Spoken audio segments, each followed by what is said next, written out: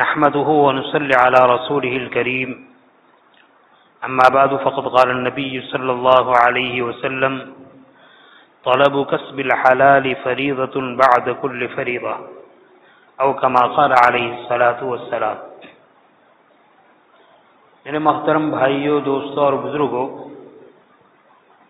رزق حلال سے متعلق موضوع چل رہا تھا۔ اس وقت امت مسلمہ کو دو باتوں کی طرف توجہ دینے کی بہت ضرورت ہے۔ اس میں ایک ہے رزق حلال اور دوسرا ہے تربیت اولاد۔ رزق حلال کے بعد میں جب بات چیت ہوتی ہے تو شیطان عام طور پر دل میں خیالات ڈالتا ہے کہ ہماری کمائی تو حلال ہے، ہم تو محنت کرتے ہیں، مزدوری کرتے ہیں، کھیتی باڑی کرتے ہیں، تجارت کرتے ہیں اور دوسرے ایسے کام کرتے ہیں جس کے بعد ہمیں دولت حاصل ہوتی ہے۔ ہماری دولت بالکل حلال، طیب اور پاکیزہ ہے۔ واقعتاً آدمی شراب فروخت کرے، مردار کی بے کرے یا ایسی چیز کی بے کرے جس کو شریعت اسلام نے مال قرار نہیں دیا ہے، جائز قرار نہیں دیا ہے، وہ تو حرام ہے ہی۔ لیکن بہت ساری شکلیں ایسی ہیں کہ آدمی اپنی کمائی پر تو مطمئن ہے، البتہ کمائی کے ساتھ بعض ایسی چیزیں کرتا ہے کہ وہ اس کی حلال کمائی خود بخود حرام بن جاتی ہے۔ جیسے مثال کے طور پر ایک آدمی صبح سے شام تک اپنے کھیت میں کاشتکاری کرتا ہے، محنت کرتا ہے۔ ایک دکاندار صبح سے شام تک اپنی دکان میں محنت کرتا ہے۔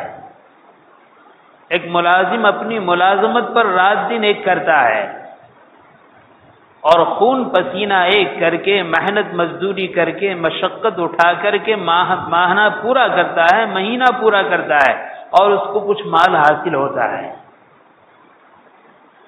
اس کے حلال ہونے میں کوئی کلام نہیں، واقعتاً یہ حلال ہے، طیب ہے، پاکیزہ ہے۔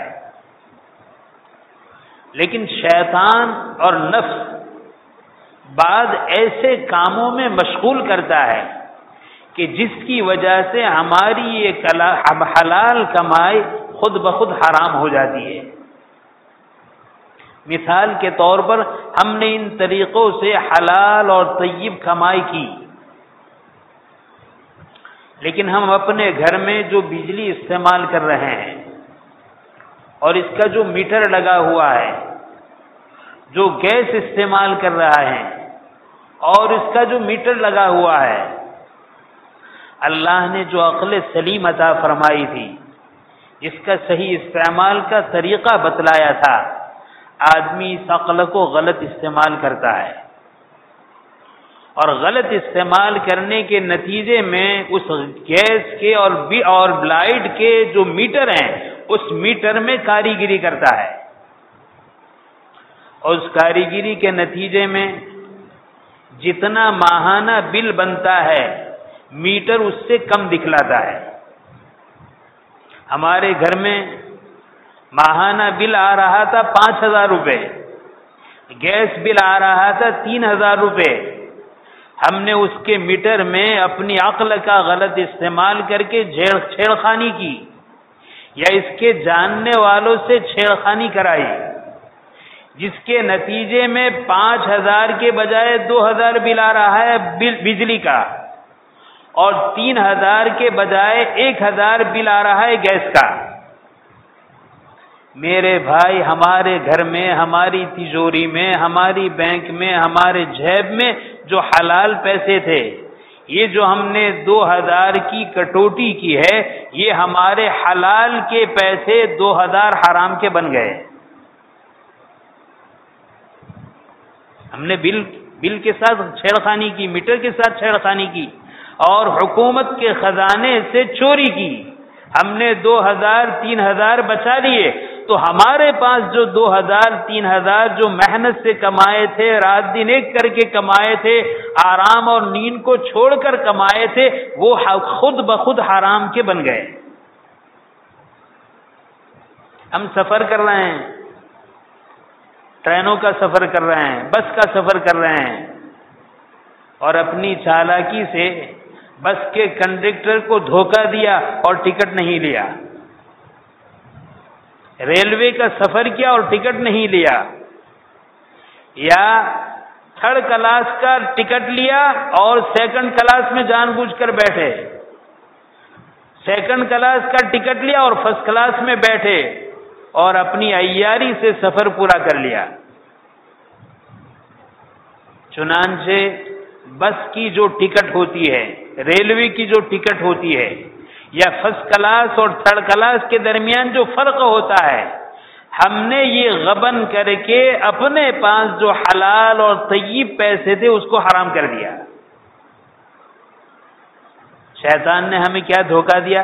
ماسٹر مائنڈ ہے، بہت ہوشیار ہیں، بھلبلوں کو ہم الو بنا دیتے ہیں۔ ارے بھائی، ہم نے دوسروں کو الو نہیں بنایا، شیطان نے ہمیں الو بنایا، اور ایسا الو بنایا کہ سرکاری خزانوں میں چوری کرا کر کے ہمیں اللہ کا گنہگار ٹھہرا دیا۔ یاد آیا حضرت حکیم امت تھانوی رحمۃ اللہ علیہ، واقعی میں حکیم امت مجدد ملت تھے، ان کے خلیفہ تھے۔ ایک مرتبہ ان کی ملاقات کے لیے حاضر ہوئے، ساتھ میں اپنے ایک بچے کو بھی لے آئے۔ حضرت نے دوران گفتگو یہ پوچھا کہ بچے کا ٹکٹ آپ نے لیا تھا؟ تو وہ کہنے لگے بچہ عمر کے اعتبار سے تو بڑا ہے، اس کا ٹکٹ پورا بنتا ہے، لیکن قد و قامت کے اعتبار سے چھوٹا ہے، ناٹا ہے، چھوٹا دکھتا ہے، لہذا میں نے اس کا ٹکٹ آدھا لیا ہے۔ حضرت نے سر پر ہاتھ رکھا اور کہا میں نے خلافت دینے میں غلطی کی، سب سے پہلے ان کی خلافت کو چھینا، اور خلافت کو چھیننے کے بعد کہا یہ بھی سرکاری محکمے کی چوری ہے۔ گرچہ وہ دیکھنے کے اعتبار سے ناٹا ہے، چھوٹے قد کا ہے، لیکن عمر کے اعتبار سے عمر کی اس منزل کو پہنچ چکا ہے جس میں قانون کے اعتبار سے اس کا پورا ٹکٹ لیا جاتا ہے۔ بہت ساری ایسی شکلیں ہیں۔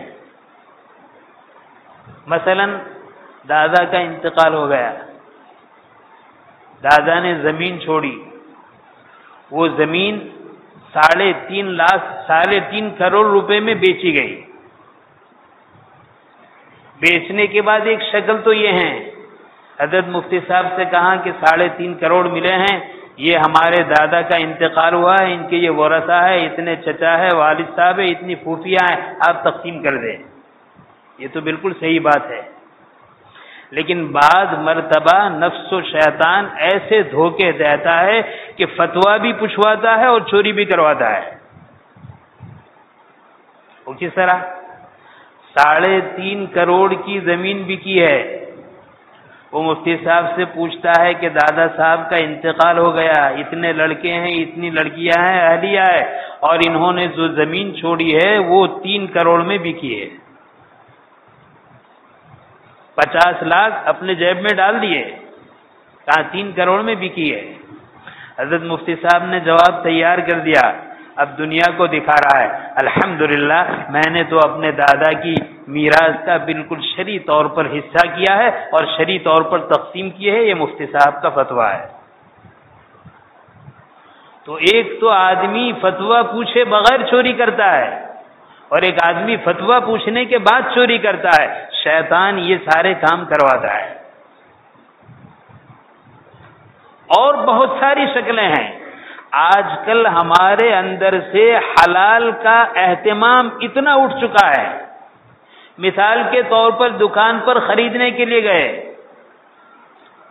تیزا بھاؤ ہوا، دکاندار بڑے اصرار سے کہہ رہا ہے کہ یہ چیز 125 روپے کی ہے، 100 روپے ڈال دیے اور چلے آئے، تجھے لینا ہو لے، نہ لینا ہو لے، ہم تو چلے، وہ سامنے والا راضی نہیں ہے.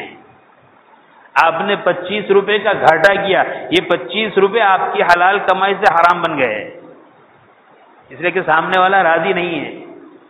سامنے والے نے آپ کو بتلایا کہ ہاں آپ بات چیت کرے، آپ اس سے التماس درخواست کرے اور آپ اس کو بتائے، وہ سمجھائے یا منوائے. اگر وہ بطیب خاطر مان لے اور کہا ٹھیک ہے بھائی 125 روپے کی ہے لیکن آپ کو 100 روپے میں دیتا ہوں تو حلال ہے. لیکن آپ نے تو مجبور کر دیا کہ لینا ہو تو لے، نہ لینا ہو تو نہ لے، میں تو ڈال کر چلا، اور 100 روپے دے دیے اور 25 روپے چھوڑ دیے. یہ 25 روپے آپ کے جیب میں حرام کے ہو گئے. آپ نے کسی سے قرض لیا، قرض دینے کی باری آئی، 1000 روپے قرض لیے ہیں، 950 روپے دیے کہ ہو گیا بس بہت ہوا. سامنے والا تیار نہیں ہے اور آپ کے اس کے 50 روپے آپ چھوڑ رہے ہیں. وہ بیچارہ مجبور ہے، مجبوری میں اس نے لے لیے، وہ منع کر رہا ہے نہیں میرے 50 باقی ہے، کہا میں تو نہیں دینے کا، بہت ہو گیا. آپ نے یہ 50 روپے اپنے پاس جو حلال تھے اس کو حرام کر دیے. کسی آدمی نے آپ سے کہا کہ آپ بمبئی جا رہے ہیں، ہمارے لیے فلاں چیز خرید کر لے آئے، آپ کو 500 روپے کا نوٹ دیا، وہ چیز آئی 495 روپے کی. آپ نے سمجھا 5 روپے تو معمولی ہے، اس کا کیا حساب، اس کا کیا دینے کا. آپ نے مٹھائی لا کر دے دی لیکن 5 روپے واپس نہیں لوٹا ہے. یہ 5 روپے آپ نے حرام کے کھائے، یہ 5 روپے آپ کے جیب میں جو حلال اس میں حرام کے بن گئے. میرے بھائی، ایک تو آدمی مستقل حرام کمائی کرتا ہے، لوگوں سے لوٹ پھاٹ کرتا ہے، غصب کرتا ہے، دھوکے دیتا ہے، جھوٹ بولتا ہے، یہ تو ہے ہی حرام. لیکن رات دن محنت کرتا ہے، مزدوری کرتا ہے، مشقت اٹھاتا ہے، خون پسینہ ایک کرتا ہے، رات دن کے آرام کو چھوڑتا ہے، اہل و عیال کے آرام کو چھوڑتا ہے اور خوب محنت کے ساتھ کماتا ہے. لیکن یہ ساری شکلوں میں سے کوئی شکل اختیار کرتا ہے اور اختیار کرنے کے بعد جو حرام ہے وہ حلال ہے اس کو حرام بناتا ہے. نتیجہ کیا ہوتا ہے؟ مولانا 5 وقت کی نماز بھی پڑھتا ہوں، قرآن کریم کی تلاوت بھی کرتا ہوں، ذکر و اذکار بھی کرتا ہوں، چلہ بھی لگ رہا ہے اور 4 اشراق تہجد بھی پڑھ رہا ہوں، لیکن میں برکت نہیں ہے. محنت بھی بہت کرتا ہوں، کماتا ہوں، لیکن برکت نہیں ہے. یا خرچے بہت نکلتے ہیں، یا گھر میں پریشانیاں بہت ہیں، خرچ پورا نہیں ہو رہا ہے. ارے بھائی خرچ پورا ہوگا تو کس طرح ہوگا؟ حق تعالی شانہ نے چین، سکون، راحت، دلوں کا اطمینان رزق حلال اور طیب میں رکھا ہے. تو نے تو اپنی کارکردگی سے، اپنی عقل کی خرابی سے اس حلال رزقوں کو حرام بنا دیا ہے. وہ تیرے پیٹ میں بھی جا رہا ہے، تیرے ذریعے سے تیری اولاد کے پیٹ میں بھی جا رہا ہے، تیرے ذریعے سے تیری بیوی کے پیٹ میں بھی جا رہا ہے، تیرے ذریعے سے تیرے ماں باپ کے پیٹ میں بھی جا رہا ہے، اور تو مطمئن ہے کہ حلال ہے اور کہتا ہے سکون نہیں. کیسے سکون ملے گا؟ قرض لینے کے بعد عام طور پر ہمارا مزاج یہ ہے کہ دینا نہیں ہے، اور اگر دیتے ہیں تو چپل بیچارے مانگنے والے کی گھس جاتی ہے، تب جا کر وہ قرض نکلتا ہے. کرایوں کا حال بھی یہی ہے، چاہے شخصی کسی کا مکان کرائے پر لیا ہے، چاہے اوقاف کا مکان کرائے پر لیا ہے، مسجدوں کا ہے، مدرسے کا ہے، اسپتال کا ہے، قبرستان کا ہے، ایسے اوقاف کے مکانات کرائے پر لیے ہیں. ہم کرایہ صحیح طور پر ادا کرنے کے لیے تیار نہیں ہیں، اور کرائے کی بات آتی ہے تو ہم کہتے ہیں مسجد کے پاس تو بہت پیسے ہیں، مدرسے کے پاس تو بہت پیسے ہیں، ہاسپٹل کی تو بہت ساری انکم ہے، یہ سب کچھ ہے، یہ سب میرے اور آپ کے باپ کا ہے، یہ وقف کا ہے. ایک ایک پیسے کو ادا کرنا، کرائے کے ایک ایک روپیے کو ادا کرنا ہم پر فرض ہے. اور پھر حیرت کی بات ہے کہ ایسے لوگوں کے لوگ حمایتی بھی بہت ہو جاتے ہیں. حمایت تو کرنی چاہیے اوقاف کی، حمایت تو کرنی چاہیے حق کی، کہ بھائی نہیں غلط ہے، جب آپ مسجد کا کمرہ استعمال کر رہے ہیں، مدرسے کا کمرہ استعمال کر رہے ہیں، اوقاف مسلمین کا کمرہ استعمال کر رہا ہے، آپ کو برابر کرایہ ادا کرنا چاہیے. تو اس کی ہم حمایت نہیں کرتے، حمایت اس کی کرنی ہے، مسجد کو کیا کھوٹ ہے، اس کو ذرا دے دو۔ ذرا 2 منٹ کے لیے سوچے، ہم لاکھ نہیں کروڑ پتی ہے، اور ہم نے اپنا ایک مکان، ایک دکان کسی کو دی ہے، اور وہ کرائے میں ٹال مٹول کرتا ہے کہ ہم کہتے ہیں کہ ہمیں بہت دیا ہے اللہ نے چھوڑ دو۔ وہاں تو دادا گیری، گنڈا گردی، کورٹ کچہری اور جو بھی کچھ کرنا ہے آدمی کر گزرتا ہے، لیکن چھوڑتا نہیں ہے۔ یہ سب کیا مزاج کیوں بنا ہے؟ ہمارے پیٹ میں بلا قصد و ارادے کے غیر اختیاری طور پر حرام مال جا رہا ہے، اور حرام مال کے جانے کی وجہ سے ہم مسلمانوں کی فکریں، ہم مسلمانوں کا مزاج، ہم مسلمانوں کی طبیعتیں خلاف شرع چلتے ہوئے اس کی عادی بن چکی ہے، اور عقل و دماغ ایسے خراب ہو چکے ہیں کہ دنیا کی ساری بدماشی سمجھ میں آتی ہیں، ساری عیاری سمجھ میں آتی ہیں، ساری چالاکی سمجھ میں آتی ہیں، سارا فریب، دھوکہ اور جھوٹ سمجھ میں آتا ہے۔ سمجھ میں نہیں آتا تو نبی کریم صلی اللہ علیہ وسلم کا لایا ہوا دین اور آپ کی شریعت مطہرہ سمجھ میں نہیں آتی۔ میرے بھائی، اس وقت بہت اہم مسئلہ ہے، بہت بڑا مسئلہ ہے کہ آدمی اپنی کمائی کو قدم قدم پر دیکھے کہ میری کمائی حلال ہے یا نہیں، طیب ہے یا نہیں۔ اگر سب کچھ ہے لیکن ہماری کمائی حلال اور طیب نہیں ہے، یاد رکھیے گھر پورا نعمتوں سے آباد ہوگا، ساز و سامان سے آباد ہوگا، لیکن گھر میں چین، سکون، راحت، اطمینان کے نام کی کوئی چیز نہیں ہوگی۔ ساری نعمتوں کے باوجود، سارے ساز و سامان کے باوجود، سارے اسباب راحت کے باوجود، کہیں تو آپ دیکھیں گے بیویاں شوہروں کی نافرمانی کر رہی ہے، کہیں تو آپ دیکھیں گے اولاد ماں باپ کی نافرمانی کر رہی ہے، اور نافرمانی اس حد تک پہنچی ہوئی ہے کہ ماں اور باپ آنسوؤں سے اپنے چہرے کو تر کر رہے ہیں، چھپ چھپ کر آنسو بہا رہے ہیں، اور ایسے پریشان ہیں، نہ کہہ سکتے ہیں نہ سہ سکتے ہیں۔ یہ سب رزق حرام کی مصیبت ہے۔